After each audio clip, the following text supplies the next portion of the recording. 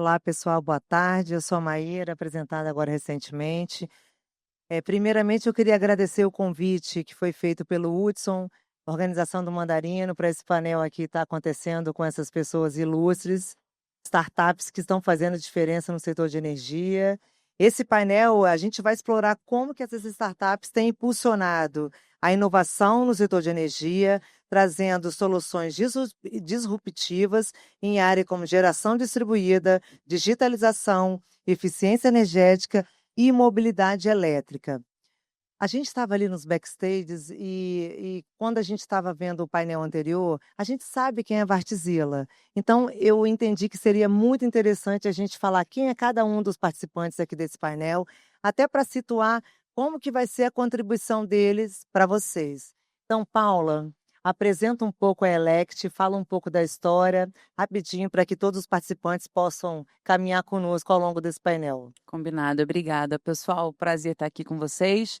Sou Paula, CEO e uma das cofundadoras da Elect, o primeiro marketplace de energia limpa e mais barata no Brasil, presente em mais de 21 estados, conectando o consumidor final varejista, tanto em geração distribuída quanto em mercado livre, aos geradores e às comercializadoras que têm energia disponível, sempre lembrando que são energia de fontes renováveis e mais barata, né? Podendo economizar, sempre bom. Paula, a gente está aqui com o André também. É uma startup que deu uma virada de chave, que é Future, né? Conta aqui para a gente um pouco da sua empresa, André. Maíra, primeiro eu queria agradecer a presença de todos os meus colegas aqui, é um prazer estar com todos vocês. Eu sou o André Si, co-founder da Future, nós somos uma scale-up já de AI e Computer Vision, né, visão computacional. Basicamente, a gente utilizou muito verba de P&D regulatório para desenvolver nossos produtos, essa sempre foi a nossa estratégia. Hoje a gente já tem um portfólio de produtos aí sendo operados por grandes organizações do setor de energia, né? Então, várias distribuidoras, Enel, Light, Equatorial, EDP, dentre outras. Estamos começando a nossa expansão internacional. E agora a gente sempre foi bootstrap e agora a gente está indo aí para uma rodada série A, que vai permitir a gente crescer ainda mais.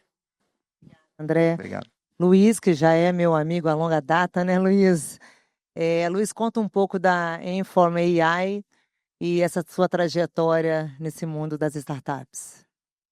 Bom, também agradecer, uma honra estar aqui com meus colegas. O Informe é uma startup que ajuda você na jornada de descarbonização, desde o início, onde você tem que fazer o inventário, calcular a sua pegada de carbono, e a gente usa a inteligência artificial para isso. E uma vez calculada a sua pegada de carbono, ela também gera insights de como você descarbonizar, né, tecnologias que tem disponíveis, marketplaces disponíveis para você conseguir, né, é como se fosse um agente de descarbonização, né, que está sendo usado muito agora. Mas ela vai até o final também identificar áreas de reflorestamento, áreas de conservação florestal, para entender também ali, também usando IA e imagens de satélite, georreferência, para calcular a captura de carbono. E aí você junta as duas pontas, né? Você junta tanto de um lado a empresa que tem a sua pegada de carbono e do outro lado uma área verde ali que pode te ajudar a chegar no net zero. Obviamente ninguém faz nada sozinho, né? Então a gente é acelerado pela Microsoft, é uma startup de impacto da Microsoft, acho que tem umas 3 ou 4 só no Brasil que são assim, com esse título, e isso abriu várias portas de tecnologia para a gente.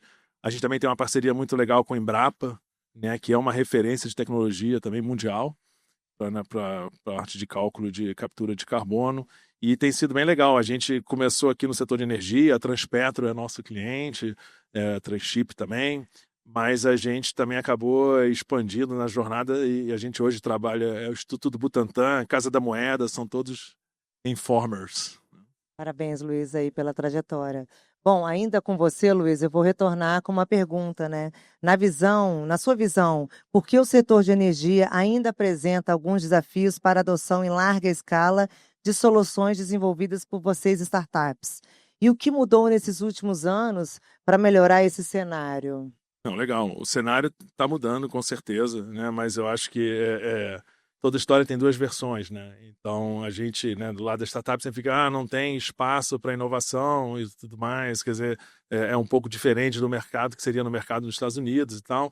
Mas a gente tem que entender também que startup é um termo genérico, né? E serve para qualquer tipo de empresa. Você pode ser uma startup que foi criada para resolver um problema de mobilidade, onde você vai chamar pelo aplicativo um motorista de carro e ele vai te levar do ponto A ao ponto B, mas você pode ser uma startup que está resolvendo um problema muito específico de uma empresa de energia, de uma empresa de óleo e gás, que é altamente regulamentada e que não tem espaço muito para erro, né?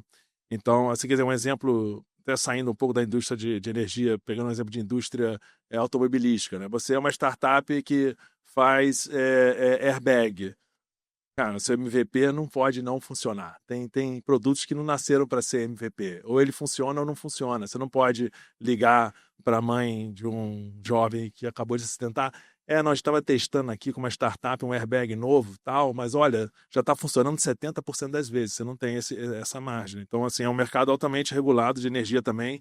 E aí as empresas realmente são muito... As concessionárias operadoras, elas são muito conservadoras nesse ponto de vista de inovação, porque elas não têm muita margem também para erro, ainda mais em questões ambientais, em questão de segurança operacional. Então, por um lado, você tem isso que é muito desafiador, mas e aí você está vendo uma reação agora. A gente tem, né, os sandbox, você tem, né, o próprio marco regulatório agora da lei das startups e, enfim, você tem algumas operadoras, como a própria Petrobras, criando alguns desafios tecnológicos. Então, você começa a ter um ambiente controlado onde você vai poder, sim, inovar e você vai poder testar e errar, né? Porque inovação também é isso. Inovação não tem garantia de que o resultado no final vai dar certo.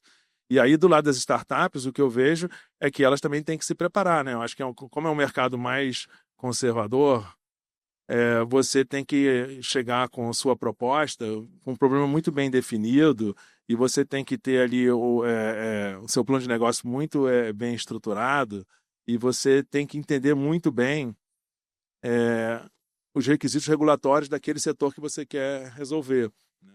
Então, realmente, é um ambiente diferente de startup, que não é aquela startup do cara que saiu da faculdade e quer montar um negócio, precisa realmente você... Aí é até bom, assim, fala muito de etarismo, né? Até bom você ter uma startup que ela seja muito heterogênea, porque você vai precisar daquele jovem que quer fazer a coisa diferente, que questiona tudo, mas também vai precisar daquela pessoa sênior que entende bem do complexo regulatório que é o nosso setor. Mas está mudando e eu acho que é isso. Se você se estruturar, tem espaço. Obrigada, Luiz. Aí, pegando um pouco o gancho do que o Luiz está falando, né, dessa questão regulatória, passo a bola para você, André. Como que você avalia o impacto dos instrumentos dos programas de Corporate Venture, sandbox regulatórios e fundos de P&D na construção de pontes entre as startups e as grandes empresas, André? Legal.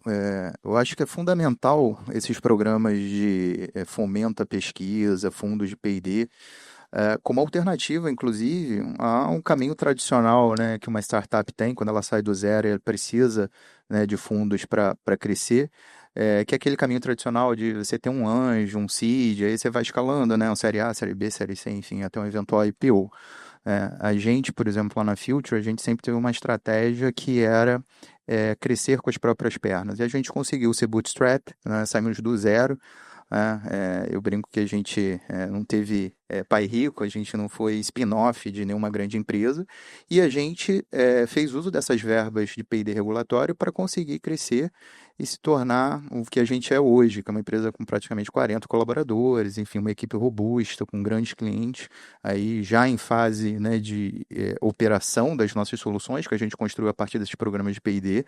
Então, quando alguém questiona assim, mas o P&D ANEEL não funciona direito como deveria, um P&D ANP não funciona, e a gente é uma prova de que é possível crescer sim, usando esse caminho, digamos assim, alternativo ao caminho tradicional de busca de investidor que a maioria das startups fazem, né? Porém, a gente está num momento que agora a gente precisa, de fato, se tornar agora, né, uma média empresa, enfim, até uma grande empresa, e a gente está aí agora fechando essa rodada Série A, ou seja, convergindo, né, e essa rodada Série A, ela é liderada por um CVC. Então, convergindo para exatamente aí, respondendo a tua pergunta, eu acho que esses programas todos, né, sandbox regulatório, verbas P&D regulatória, com CVCs e outros fundos, né, VCs, eles podem convergir, né, podem e devem, né, na minha visão. Então, eu acho que tem esse caminho aí que espero que sirva de inspiração aí para quem está começando hoje poder, né, ver que não existe só um caminho possível. Eu estava conversando com o André nos bastidores, então o legal, além da sua virada de chave, é que você hoje paga royalty para quem te deu dinheiro para desenvolver a solução, né. Você não só fatura, mas paga dinheiro para quem te deu, para quem mas paga royalty para quem te deu dinheiro para desenvolver. Isso é a melhor coisa que tem. Exato, exato. A gente fez essa virada de chave, né? Já tem aí um pouco mais de um ano, quer dizer, não somente fazer projetos de P&D regulatório, mas sim, agora a gente já tem um portfólio, né, robusto de soluções que a gente comercializa, já estão em operação em larga escala, trazendo receita recorrente e pagando royalties para quem investiu.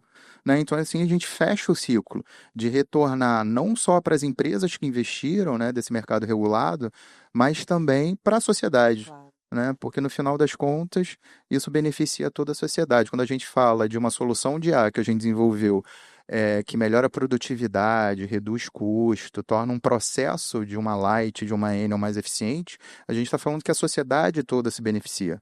Né? Então, é um papel que visa democratizar exatamente os resultados desse tipo de tecnologia para todos. Né? Às vezes a gente nem sabe, sei lá, estamos consumindo um produto hoje. Vou dar um exemplo de uma solução que a gente desenvolveu para a Supergasbras, tá? Que é a identificação de botijões no momento do invaso de botijão.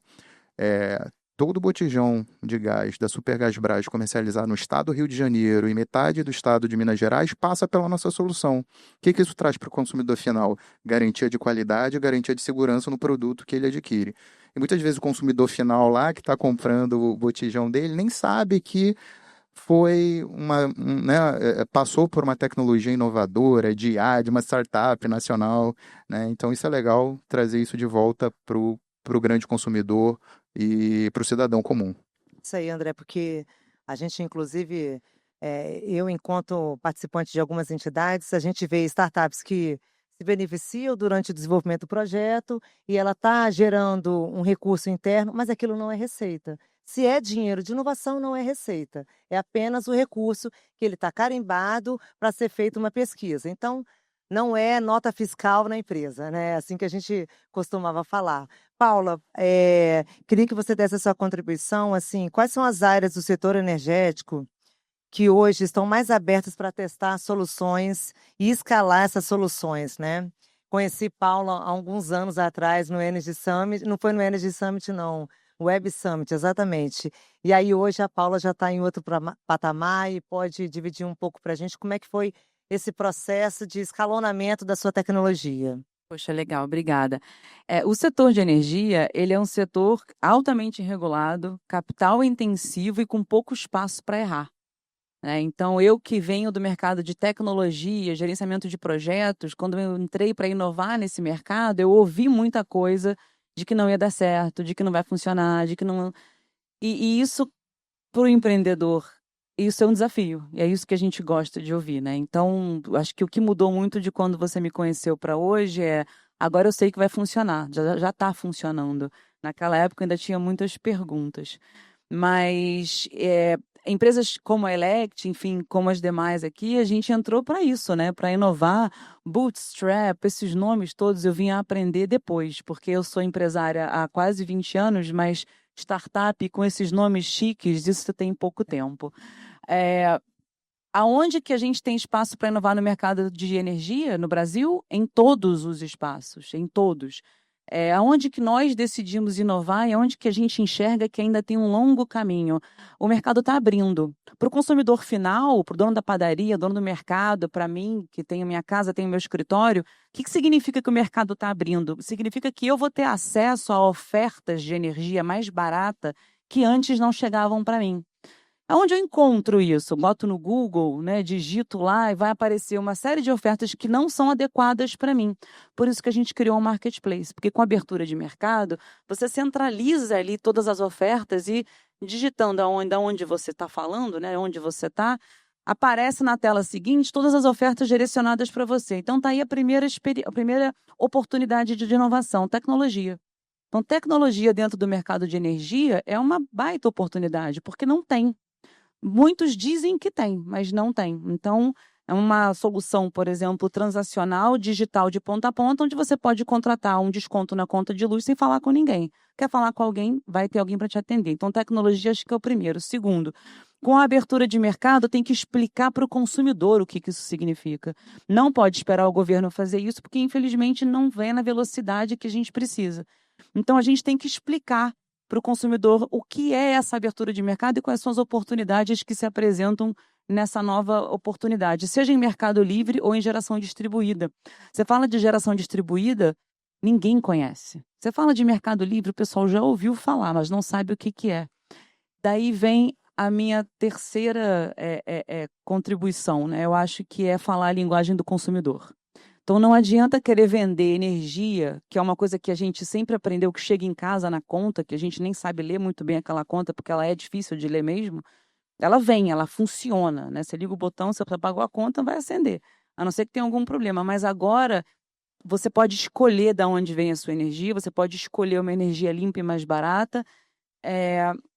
Então, com esse awareness que o governo vai dar, ou tem que dar o mais rápido possível, com tecnologia e entendendo que tem que falar a linguagem do consumidor, uma experiência do usuário à la Uber, né, como você mencionou, é isso que a gente precisa. São as 3 grandes oportunidades que eu vejo, não só para acontecer, mas como já acontecendo no mercado de energia, e que se as comercializadoras, as distribuidoras, os geradores não embarcarem nisso, vão ficar para trás. Porque com a abertura de mercado, isso vai se tornar cada vez mais importante. Tem que conquistar o consumidor final, garantindo essa energia para a casa dele, Exatamente. como ele tradicionalmente está esperando. Agora eu queria passar para casos práticos aqui, né? Vocês podem, então, compartilhar um caso de sucesso, caso de fracasso também é super bem-vindo, onde a gente também super aprende. Como é que foi nessa experiência de ser empreendedor no Brasil, no setor de energia, como startup, né? É importante também compartilhar essas experiências, as boas e as ruins também, que o fizeram estar mais fortalecidos para estarem aqui hoje. Posso passar para você, Luiz? Bom. Tá quietinho demais. Não, estou aprendendo aqui. Mas não, é um caso assim. Posso dar um estudo de caso que a gente está tendo agora, bem legal. A gente está com um contrato gigantesco para a gente. E o deadline é na COP30. E é uma empresa, é um grupo familiar aqui no Brasil. Eu posso falar o nome? Não tem problema. O grupo Reicon. Eles têm mais de 200 embarcações operando lá em Belém. Eles têm um estaleiro aqui no Rio de Janeiro. Eles têm um sistema de piscicultura lá no norte.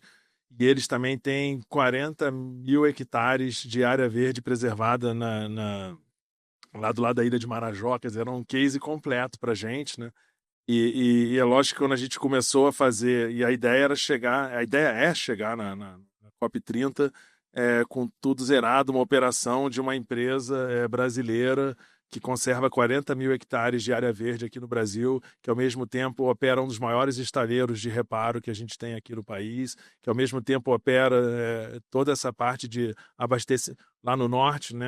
Assim, a gente já está muito acostumado com rodovia, mas lá em cima é muito hidrovias, né?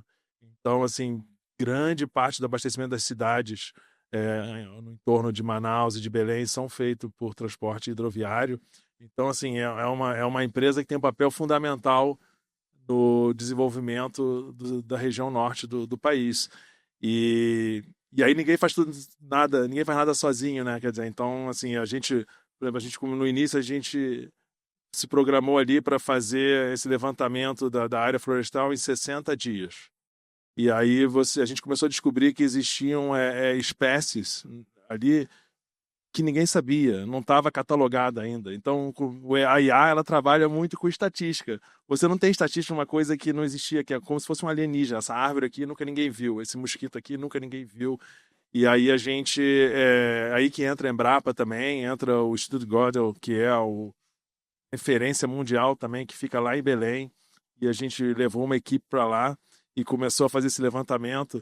E aí o que era para ser em 60 dias virou 30, porque a gente descobriu também que usando a mão de obra local, as pessoas que conhecem ali, você tinha coisas que talvez no mundo científico você não tinha aquela espécie catalogada, mas você tinha ali o mateiro que cresceu vendo aquela árvore, sabia para que ela servia e tudo mais. Quer dizer, então o que a gente achou que ia ser mais extenso ficou mais curto. Da parte industrial também foi um super desafio, porque aí você tem hoje em dia está muito na moda a inteligência artificial generativa, que eu acho assim muito disruptiva. Acho que é como eu que sou mais velho, é como se fosse a chegada do Excel no mundo corporativo, entendeu? Quem viveu antes do Excel sabe que o mundo era diferente, cara. E o mundo agora vai ser diferente, né? Mas ela ainda erra muito, ela alucina bastante. Então aí você gerando os relatórios, você, né, olha, cara, isso não tá bom. Aí a gente, né, faz ali né, a parte de treinamento, que acho que dá mais trabalho hoje com a IA é o treinamento do que fazer o algoritmo. A própria IA faz o algoritmo dela. Quem usa aí o Copilot deve estar vendo que o negócio está assustador. E aí, de novo, a gente teve muita ajuda ali da Microsoft, quer dizer, então foi um negócio assim, que a gente não fez sozinho, sabe? O troço foi saindo e a gente está bem perto de chegar num ponto de que você realmente vai ter um agente, né, que vai chegar para você vai conversar com ele e ele vai fazer toda essa jornada. E aí a gente tem que agradecer aos clientes também, né, que apostam nisso, né? Porque não é o caso de um airbag, né? Então você sabe que você vai ter ali, talvez, no começo, por exemplo, hoje em dia, para você rastrear o consumo de emissão de carbono, você usa muito consumo de combustível. E aí você rastreia, por exemplo, nota fiscal, né? E aí nota fiscal no Brasil, nota fiscal de serviço tem 5.000 municípios, cada um com uma nota fiscal diferente. Então, assim, até você chegar num grau de assertividade, né, que a IA consegue ler essa nota também, é outra surra que a gente tomou. Então, na verdade, assim, você ter uma startup é você apanhar dia sim e dia sim também, né, cara? Mas no final dá o resultado lá e a gente tá chegando. Então, acho que esse é um case de sucesso, porque realmente a gente já conseguiu mapear a área verde dos caras, 40 mil hectares, gente, é muita área. E a gente já tá com 70% da frota também explorada, bem legal. Legal, Luiz, obrigada, parabéns aí por essa experiência que foi pontual que você está trazendo, mas imagino que hajam outras também igualmente enriquecedoras.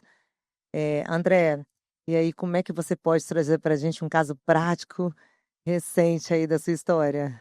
Legal, vou trazer um caso aqui de uma solução que a gente desenvolveu, que é uma solução de mapeamento de ativos de iluminação pública, chamada Smart Assets. Tudo surgiu lá em 2018, quando uma grande concessionária de energia buscou a gente e falou: vocês conseguem fazer um mapeamento, né, de todos os ativos, que eu preciso ter um inventário dos meus ativos, ou seja, todos os transformadores, postes, iluminação pública.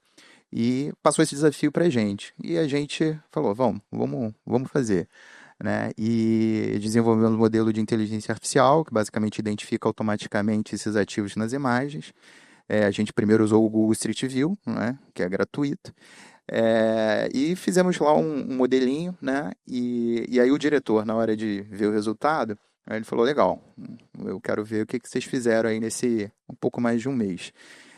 E a gente tinha que fazer ao vivo, né, tinha que rodar um modelo lá ao vivo. Opa, tô dando uma realimentação. E o diretor, muito perspicaz, né, ele escolheu uma cidade muito típica, né, que é Petrópolis. Quem conhece o Rio de Janeiro sabe que os postes em Petrópolis parecem aqueles postes da Europa, né? São aqueles postes mais rebuscados e tal, para testar a gente, né? Porque ele morava lá em Petrópolis e tal. E a gente suou frio na hora, falou: será que vai pegar aqui a IA? Porque a gente tinha treinado com postes convencionais e pegou com alta acurácia. Ele falou: legal, vocês são bons mesmo, vamos tocar o projeto. Qual o resultado disso? Então, o resultado dessa solução, dessa história que eu contei, que foi um super desafio, não foi um caso, digamos, de sucesso, mas poderia ter sido fracasso, né? A gente já mapeou a cidade toda do Rio de Janeiro com essa solução, foram mais de 500 mil pontos de iluminação pública, né? E agora a gente está indo para a segunda fase do projeto, mais 400 mil pontos, pegando todo o interior do estado. Então, no final, vão ser quase 1 milhão de pontos aí, né? Mais de 900 mil pontos aí de iluminação pública em toda a área de concessão da Light, beneficiando aí 11,6 milhões de consumidores. Então, algo que começou lá há 6 anos atrás, que foi um super desafio para a gente, e agora aí em larga escala. E aí, falando além de Light, Neoenergia, EDP, a gente já está indo aí para Portugal também usando essa tecnologia e para mostrar para vocês também que uma tecnologia genuinamente nacional pode conquistar o mundo, né? A gente já vai fazer lá em Portugal e futuramente Estados Unidos também. Muito bom, André. É, as empresas são startups, mas os números são de empresas grandes, né? Eu fico muito orgulhosa aí da história de vocês. Paula, meu orgulho por você é ainda maior, né? Porque é a única mulher aqui no nosso painel, então você já é um caso de sucesso em si mesma, mas claro que a Elect tem muita história para contar, então divide aí conosco. Ah, tem. E tem muita de fracasso. Que acho que são as divertidas. Mas eu vou contar uma de sucesso primeiro, só para não parecer que são só derrotas. Porque empreender no Brasil é isso também, né? Você entender que faz parte do dia sim, dia também você apanha, tem derrota, mas às vezes você consegue sair do país e mostrar resultado lá fora. Bom, a Elect, um dos modelos que a gente trabalha, a gente é B2C, né? A gente vende energia direto para o consumidor varejista, da pessoa da consultora da Natura, tá? Que é um parceiro nosso, até Mercado Livre, que são contas muito maiores, tá? De média tensão. Não precisa entender muito do Energies disso, mas no final do dia, o que a gente oferece também? A gente, além de vender direto para o público, a gente oferece o B2B2C. Então, a gente monta as pequenas lojinhas para que você possa oferecer o benefício do desconto na conta de luz para a sua base de clientes. Então, por exemplo, a gente tem isso com a Natura, a gente tem isso com a Americanas. Então, são modelos que a gente acredita muito, porque não é a Elect dizendo que você pode contratar, que é seguro. É a Americanas, é a Natura. Quanto de mídia que eu vou ter que investir para eu ter uma marca tão confiável quanto a Natura? Não tenho esse dinheiro, não vou ter. Então, esse modelo a gente acredita também. Então, nessa linha, um dos casos de muito sucesso que a gente tem é que a gente opera o canal digital da Reenergiza. Então, todos os leads digitais, né, para contratação desse benefício, ou melhor, adesão a esse modelo, né, digital da Reenergiza, cai no ambiente Elect e é tratado não só digitalmente pela Elect, mas também, caso precise de atendimento, a gente faz. E a Reenergiza é uma empresa super tradicional, mas que está aprendendo a vender para o varejo, que esse é o grande negócio da Elect, né? Essa ponta final que conecta tudo isso, modelo que existe de geração e comercialização de energia, ao consumidor final varejista, que não entende muito bem o que é isso. Então, com essa operação e operando também mídia, né, as campanhas digitais deles, a gente conseguiu aumentar em 5 vezes, em apenas 2 meses, a taxa de conversão da Reenergiza. Então, esse é um caso de muito sucesso, que a gente tem muito orgulho dessa parceria que a gente tem com eles e que a gente conseguiu mostrar resultado trabalhando da nossa forma, né? Falando a linguagem do consumidor, explicando o que é, uma jornada simples, Uber. Então, esse é um caso que a gente considera de muito sucesso e tem muito orgulho. E tem outros também, mas vou falar um pouco do fracasso, porque nem só de vitórias vive o empreendedor. O que a gente vende, né, é a adesão a um novo modelo de consumo de energia, tá? E que, se você contrata hoje, e se vocês não têm ainda desconto na casa de vocês, por favor, entrem em elect.com.br e comecem a economizar. Eu já economizo na minha conta de luz pelo menos 10% todo mês. O que não é Pix, né? Clicou, entrou. Então, se você contrata hoje, o desconto vai levar 3 meses para chegar na sua casa. Em 3 meses, você já até esqueceu o que você tinha contratado. E aí eu acho que, por causa disso, algumas parcerias que nós fizemos não deram certo, porque a expectativa das pessoas que estavam sendo beneficiadas por esse modelo era Pix. Então, eu assino hoje um contrato digital e no mês que vem o desconto chega na minha casa. Não seria isso óbvio, mas infelizmente a regulação ainda não é assim. Ela vai reduzir, eu tenho certeza, com a abertura do mercado isso vai melhorar, mas a gente perdeu alguns parceiros, tá? Então, até a mesma credibilidade frente a alguns parceiros pela demora da regulação e pelo mercado como ele hoje está estruturado.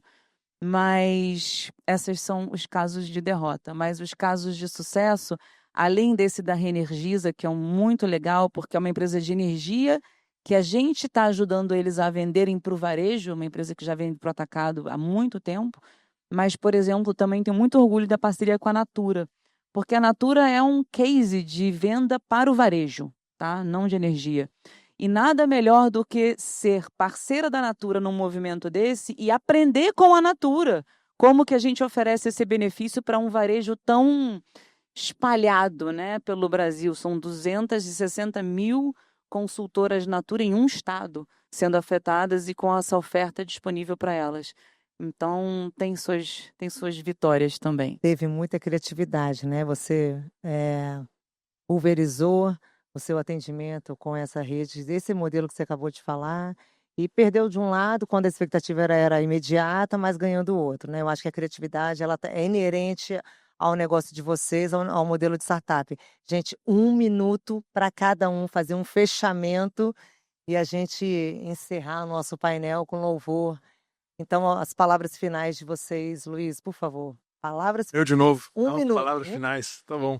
Uma coisa que eu ouvi aqui dos três, que eu achei bem legal, e a questão da vitória e da derrota. Achei sensacional essa pergunta.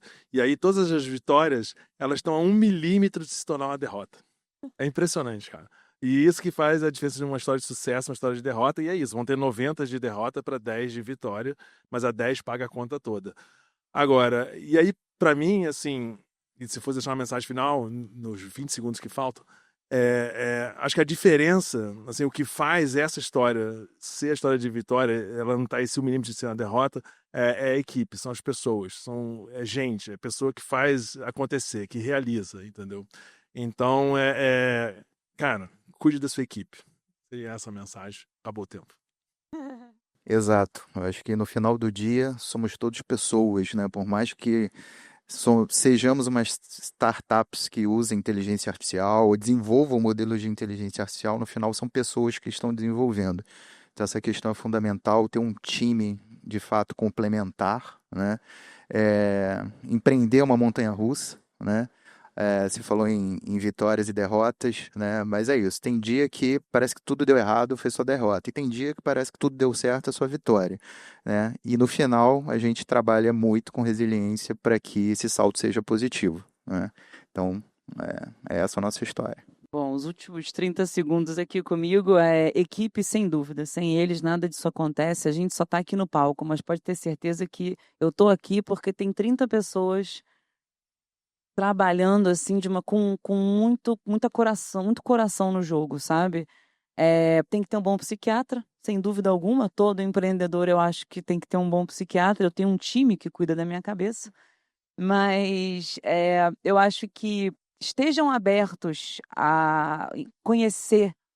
Eu acho que talvez eu vou mudar. Se tem alguém aqui que empreende ou que tem vontade de empreender, não tenha certezas, porque acho que é aí que a gente se perde. A gente criou a Elect com uma ideia. Em uma reunião, nós fomos perguntados se a Elect fazia algo que não fazia. Eu e o meu sócio, a gente se entreolhou e falou, claro que nós fazemos. Daí surgiu o modelo de negócio que hoje é responsável por 80% do nosso faturamento. Então, não tenha ideias certas, não tenha convicções, se adapta, tenha um bom time e cuide da sua cabeça, porque senão não para de pé. Gente, estou aqui lisonjeada de participar disso, mais uma vez, mergulhar nesse mundo das startups, da inovação no setor de energia, que eu já milito há mais de 20 anos.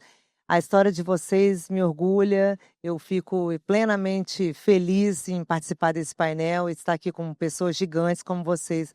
Muito obrigada por dividir a história de vocês com todos vocês que estão aqui presentes. Obrigada, viu? A todos. Obrigado.